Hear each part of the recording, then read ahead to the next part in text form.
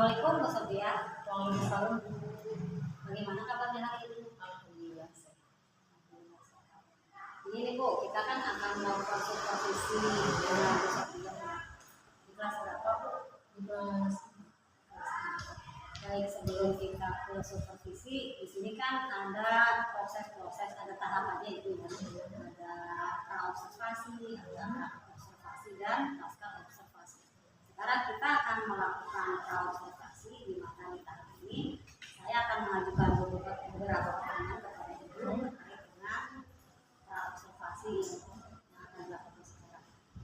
Untuk pertanyaan yang pertama Bu, apa sih tujuan pembelajarannya yang ingin dicapai dalam pembelajaran nanti pas supervisi nanti?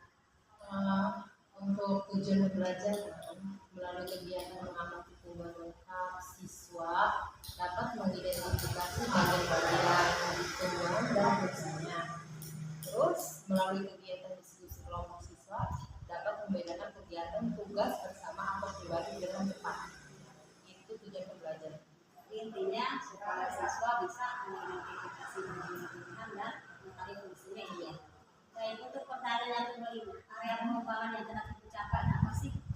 Satu, meningkatkan siswa dalam mengidentifikasi bagian-bagian tumbuhan dan fungsinya yang ada di sekitar lingkungan sekolah, dan meningkatkan keterampilan siswa untuk bekerja sama, berani mempresentasikan hasil diskusi kelompoknya di depan kelas dengan baik dan penuh percaya diri.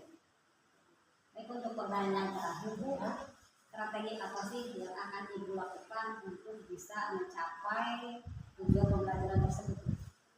Strategi ini ada 4 strategi. Yang satu, menerapkan pembelajaran berdiferensiasi untuk memenuhi kebutuhan belajar siswa yang beragam, yang meliputi diferensiasi konten, proses, dan produk. Yang kedua, menggunakan alat peraga sederhana yaitu tanaman asli yang utuh dan kartu gambar bagian-bagian tumbuhan.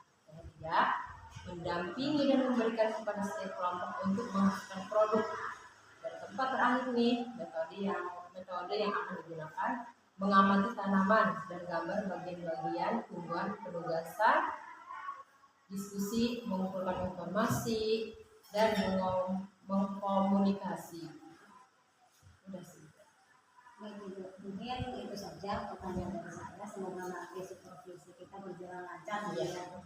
Itu saja dari saya. Assalamualaikum warahmatullahi wabarakatuh.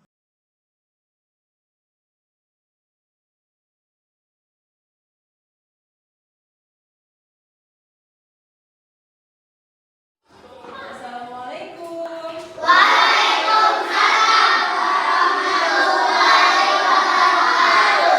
Selamat pagi semuanya.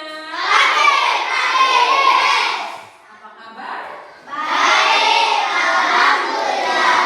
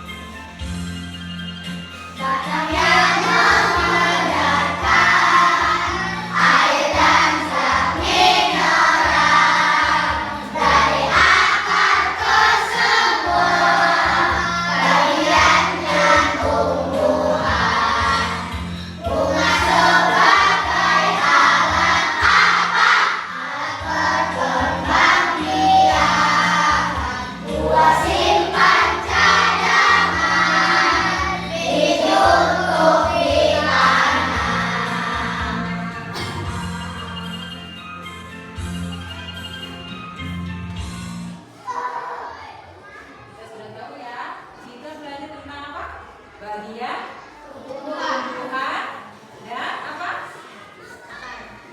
Fungsinya. Bagian tumbuhan dan fungsi. Di situ kita udah menyanyi ya. Di situ ada di mana ada dalamnya, ada kolomnya, batangnya juga. Terus sebelum kita memulai kita harus tepuk semangat dulu. Tepuk semangat.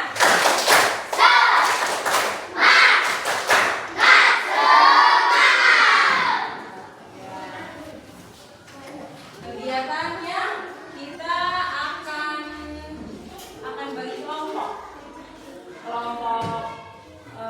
auditori, visual, dan konstetik. Di situ kita akan mengetahui siapa-siapa yang akan dikelompokkan 3 kelompok tersebut. Oke, siap? Siap.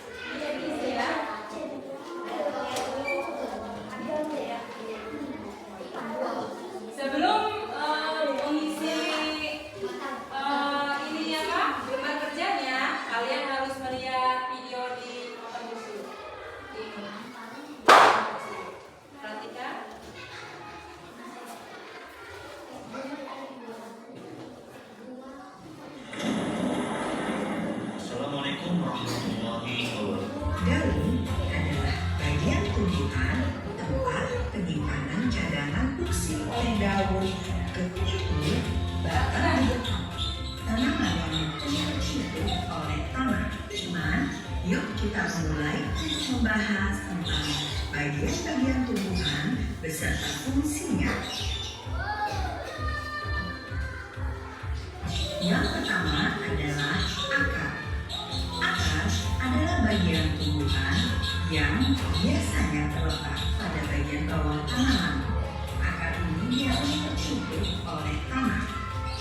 Fungsi dari akar adalah menyerap air dan mineral dari dalam tanah. Selanjutnya, akar juga berfungsi untuk memperkuat bercokolnya tumbuhan. Dan akar juga berfungsi untuk menyimpan cadangan makanan. Nah, tanaman yang menggunakan akar sebagai penyimpanan cadangan makanan, contohnya adalah singkong. Bagian tumbuhan berikutnya adalah batang. Batang berfungsi sebagai penopang berdirinya tumbuhan dengan tegak.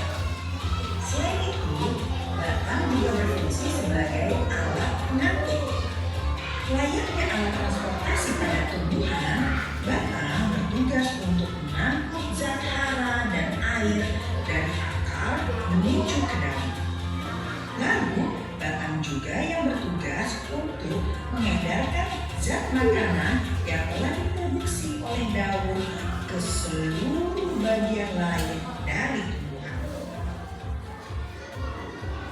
Batang juga berfungsi sebagai tempat penyimpanan cadangan makanan pada tumbuhan. Nah, tumbuhan yang menggunakan batang sebagai tempat penyimpanan cadangan makanan salah satunya adalah tebu.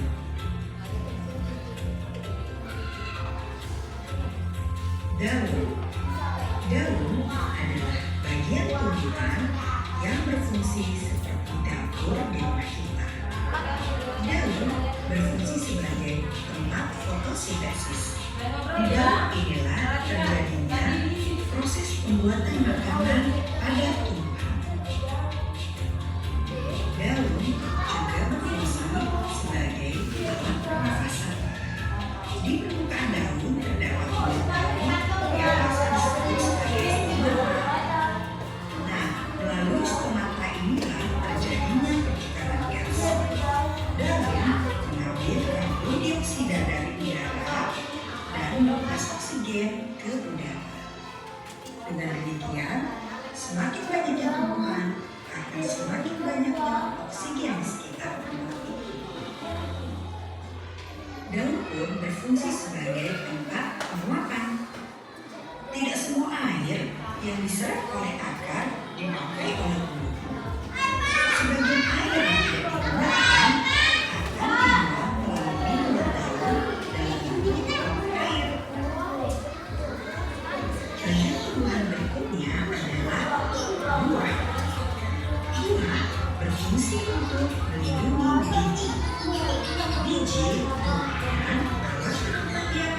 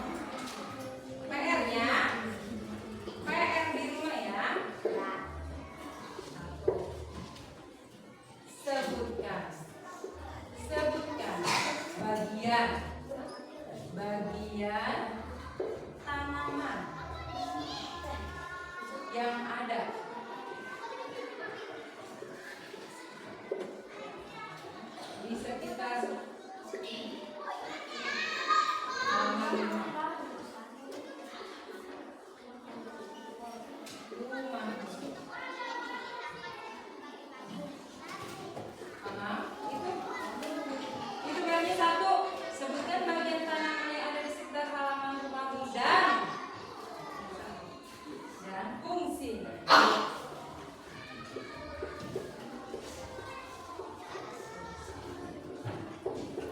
ya. PR-nya.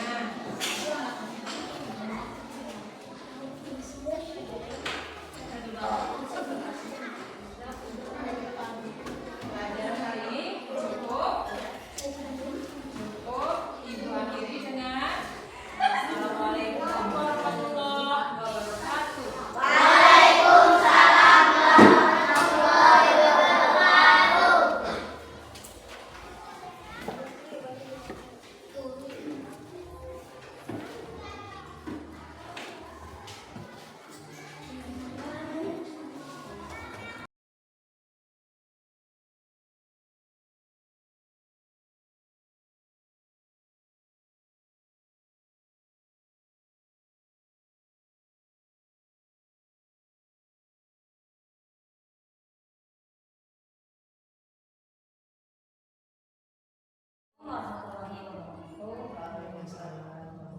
wabarakatuh. Perkenalkan, saya Fatima, CBP Angkatan 10 dari Kabupaten Serang. Kali ini saya dibersamai oleh ibu tiri saya yaitu Selamat pagi Bu. Bagaimana kalau Alhamdulillah. Kita dulu berdua, Sofia. Hari ini juga saya dibersamai oleh Bu Sofia. Bagaimana kabarnya hari ini Bu Sofia? Baik, hari ini kita akan melaksanakan percakapan pasca observasi, di mana kemarin kita sudah melaksanakan praobservasi kemudian juga observasi, di mana saya mengikuti pembelajaran yang dilakukan oleh Bu Sofia di kelas dan di observasi. Dan hari ini kita akan melaksanakan pasca observasi, di mana ini adalah tujuannya untuk merefleksi hasil pembelajaran dari pembelajaran yang Ibu Sofia lakukan kemarin di kelas. Baik, untuk pasca observasi ini saya ingin mengajukan beberapa pertanyaan kepada Ibu terkait dengan pembelajaran yang sudah dilaksanakan kemarin di sekolah di kelas. Semoga itu ada waktu untuk kita ngobrol bersama dengan. Baik Bu, untuk pertanyaan yang pertama, bagaimana perasaan Ibu ketika melakukan pembelajaran di kelas atau observasi kita kemarin? Perasaan saya ya sangat senang karena keadaan siswa tersebut antusias ya. Saat pembelajaran dilaksanakan mereka sangat semangat dan terus langsung mengetahui segala kekurangan mereka apa begitu. Dan kekurangan kelebihan saat mengajar itu terlihat dalam proses pembelajaran. Intinya senang ya Bu, ketika kita melihat siswa kita antusias dalam pembelajaran. Baik, untuk yang kedua Bu, apakah pembelajaran yang dilaksanakan sudah sesuai dengan rencana Ibu ataukah belum? Rasanya ada kendala ya.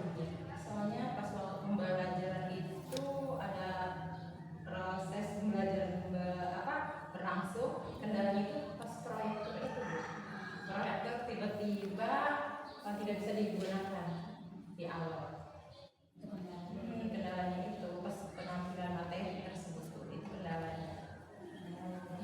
Ya, adalah menurut Ibu kira-kira kalau direntakan dari 1 sampai 100% pembelajaran yang sudah dilaksanakan mencapai berapa persen? Berapa ya? 85-an lah, nggak begitu sempurna begitu.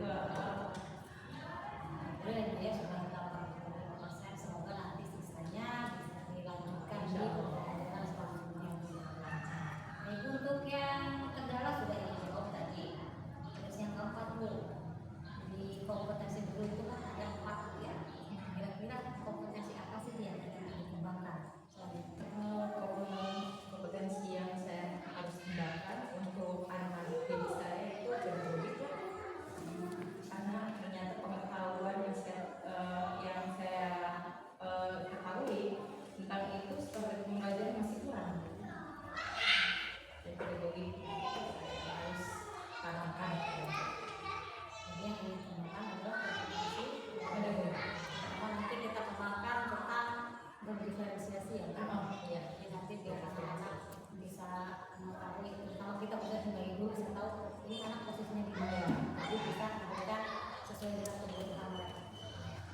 Ibu yang terakhir, apa yang akan dilakukan atau tidak lanjut apa sih yang akan dilakukan setelah pembelajaran kelas Harapan dan tidak lanjut, satu, menciptakan pembelajaran yang lebih baik lagi, dan dua, menciptakan pembelajaran yang menyenangkan bagi murid-murid didik kita, dan terus menerapkan berbagai strategi pembelajaran sesuai dengan kebutuhan murid yang belajar.